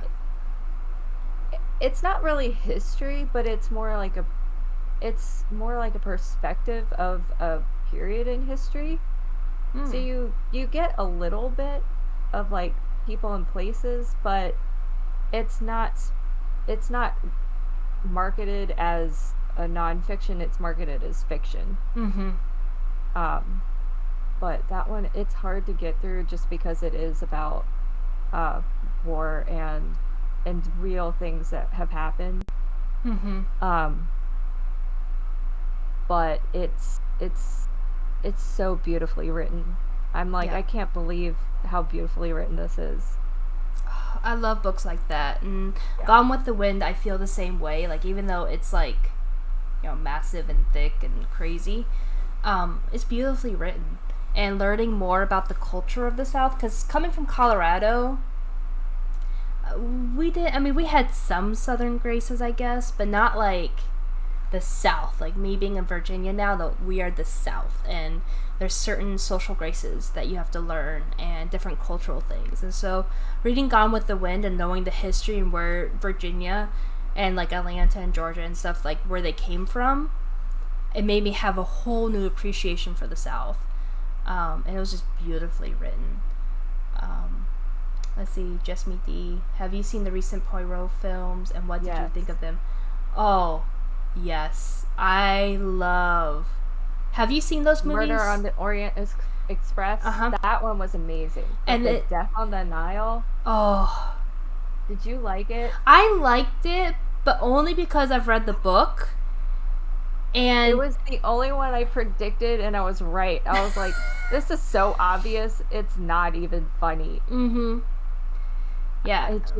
It it didn't do it the way that the Murder on the Orient Express did it for me. Mm-hmm. What I think it was really hard with Murder on the Nile is because it's been done multiple times. Same with Murder on the Orient Express. It's been done a few times.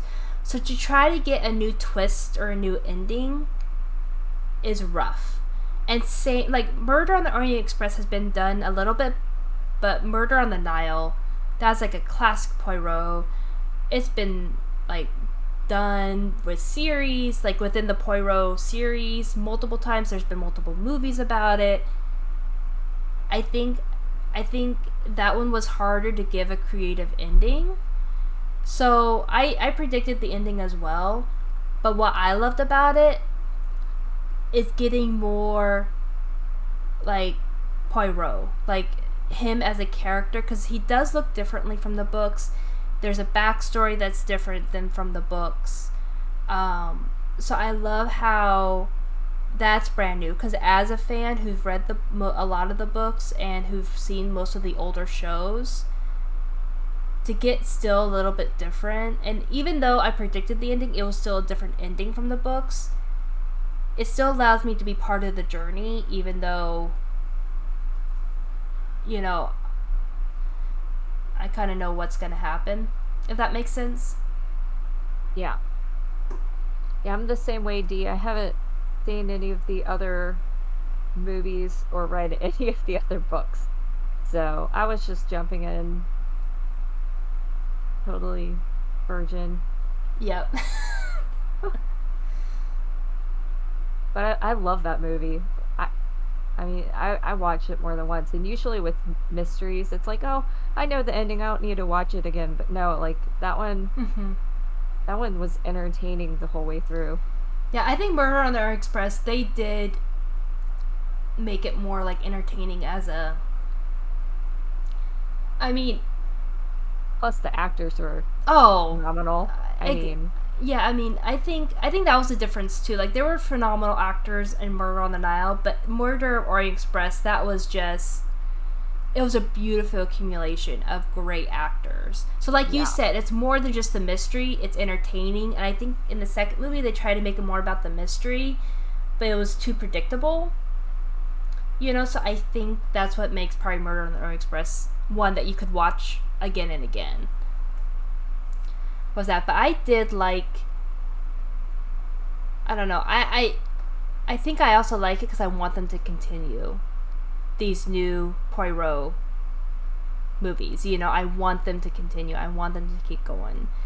And not every movie's going to be great, but I don't want them to stop because this one was a little bit harder to do.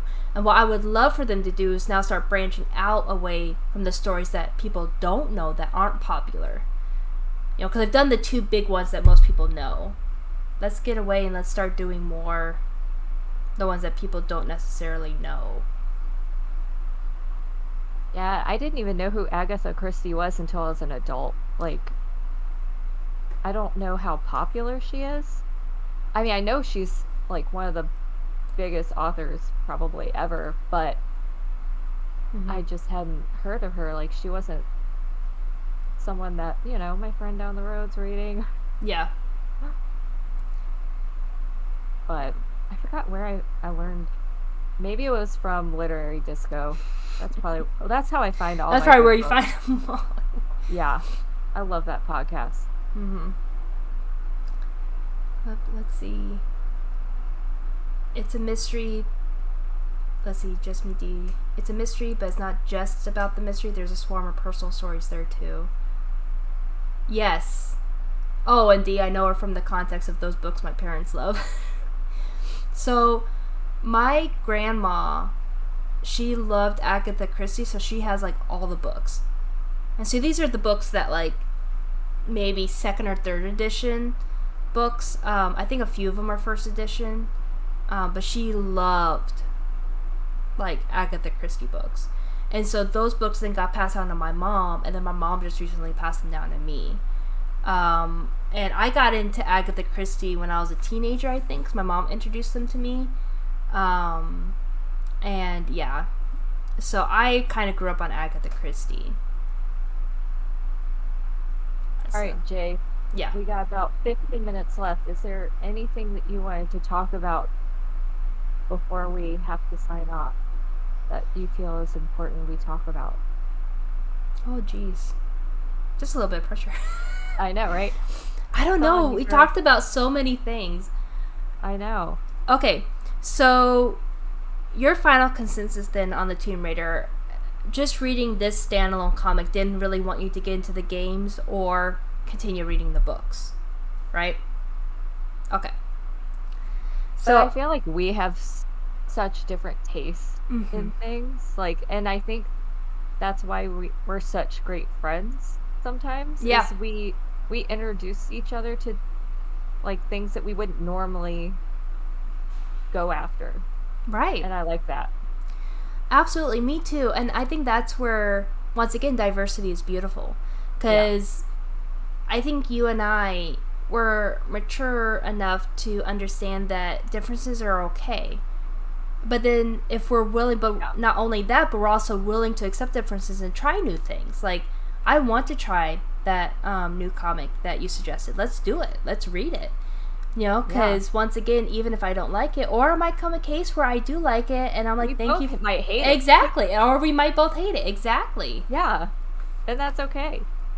Exactly. I know there have been times when both Cross and Nitro, you know, they have different viewpoints on a movie, and that actually makes it better.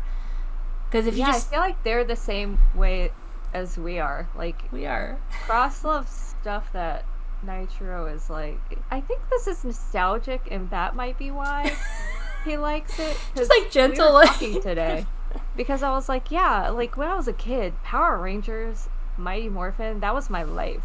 Mm-hmm. But if I watch it now, I'm like, why did I like this? What like, is it's this? So boring. Like, I can't get through the first episode. But some things are just nostalgic and that you loved as a kid, and then as an adult you've just matured past that point. I don't know. Yeah. Oh, I love that you balance out Cross and Nitro being totally immature. Yeah, we're not going to be throwing... Is that right? That's funny. We're not going to throw kegs, gunpowder kegs at each other.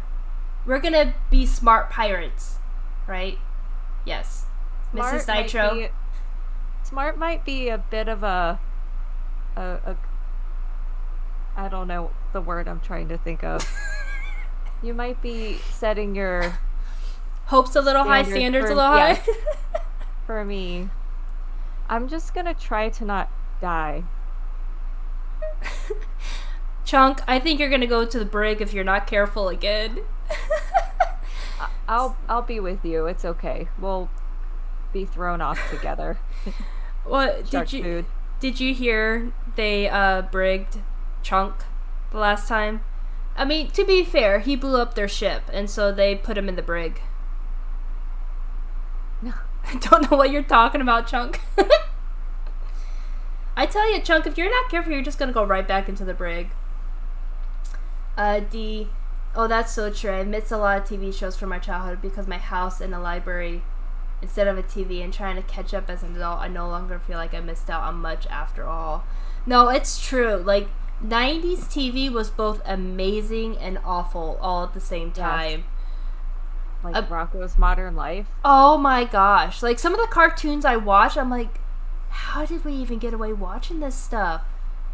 Yeah. Like, I kind of wish we had shows like Bluey and Daniel Tiger. I'm like, I think our 90s kids, like, we would be more emotionally sound. I don't know. I'm watching these shows and I'm like, if only I knew this. I mean, yeah, we had Rocky. What was another one? Chicken and Cow. And what was that? What, Cat Dog? Yeah, Cat Dog. Oh, yes, Cat Dog. Oh my gosh. And Real Monsters. Yeah. All the good ones. Those are amazing. Just have no stability whatsoever. Chunk, prediction. Mrs. Nitro likes gunpowder barrels just as much as Nitro. I could see that happening. Alright. Mrs. Nitro, I'm just going to warn you. You will go into the brig if you blow up our ship. Oh, no. Alright? I want to make it. This is my first time. I get to do what I want. God. I wanted. Do what you do. We can't blow up our ship though. We have Ed and Eddie, yes. Oh, Ed. Okay, what? It was such a good show. What was up with their tongues though? Those tongues had superpowers. Like, and the jawbreakers, man, would make like the whole cheek like. That is a massive jawbreaker. It's been a hot minute since I've seen Ed and Eddie. Oh, Pokemon. I love Pokemon as a franchise, not just the anime. I don't know, like, my son is getting into the later anime Pokemon, so I'm kind of enjoying those, but I've never seen the early classic Pokemon, though. That's the one I've seen. And I enjoyed it as an elementary schooler. Just BD. How are you going to put her in the brig if the brig is blown up, though? When we get the new ship, I will put her in the brig. You more and more, D. D is awesome, man. She's cool. She's definitely helped this conversation not be sad. D always rescues me, too, during my streams. So, that's why she's got to be on later. We rely on each other. We do. We all rely on each other. We all rescue each other. Yeah. Bob, yes. Ed and Eddie was amazing. It was just... I don't know. The cartoons I loved... Like, I also love Scooby-Doo. But, like, the Cartoon Network cartoons, like Dexter's Laboratory, Ed and Eddie, Powerpuff Girls. Yeah, those were, like, my classic cartoons. Like, I watched those all the time. I remember when SpongeBob came out. I'm trying to think. Rugrats? Yeah. Who was watching those kids, by the way? How did they get into all those shenanigans? No one. No one watched those poor souls. See, parents were smarter back then. They didn't actually watch their kids. What are we doing with our lives? I know, right? Right? I know. We're doing this parenting thing all wrong. We should just let them go have adventures. It's all right? Everything will be fine. If they're going down the road unsupervised. Or get lost in a forest with a newborn baby. That's driving fine. Barbie cars. Yeah, that's fine. Chunk. Oh yeah, when I try to enjoy indie shows from my childhood, I'm like, really? This is what you liked back then? Exactly. And then I'm scared to show, like, I think that's the hard thing about 90s cartoons, is you're like, do I really want to show my kids these? I would probably show them Rugrats. Rugrats. Yeah. Rugrats, maybe. Ed and Eddie? Maybe not Ren and Stimpy. Yeah, no chicken and cow. Let's not do that. Yeah. That's like... Courage the Cowardly Dog. Oh my gosh. Yes, Courage. That was like after my time. I don't think I watched that one. No, Courage was creepy. It would come on at night for a reason on Cartoon Network. It was smart.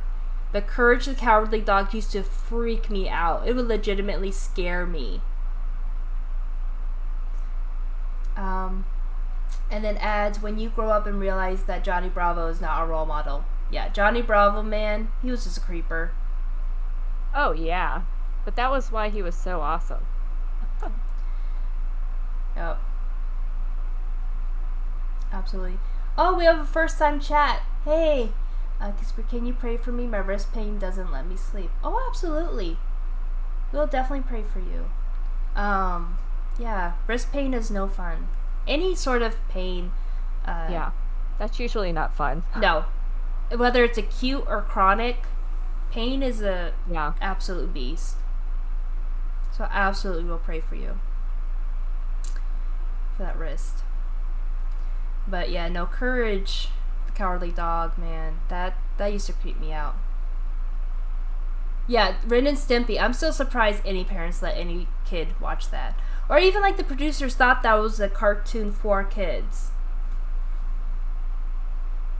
No. Well, it blew my mind when I realized that cartoons aren't just for kids and that you can actually have an adult cartoon like that. When I first learned about that, it was probably because of South Park. Like, that just made my life complete. Having adult cartoons, yeah. That and The Simpsons. Like, Oh yeah. Mm-hmm. And then it just went on from there to Aqua Teen Hunger Force. Mm-hmm. And then what was the one? Futurama. Oh, Futurama, yeah. Yeah. Family Guy now. I think The Simpsons was like the first introduction to adult cartoons. Yeah. You know, and then, that... Yeah, and then it just went into anime. And anime is some of the best, like, in all time. Yep. I mean, I've only That makes sense. read a little bit of anime. Oh, it's so good. Yeah.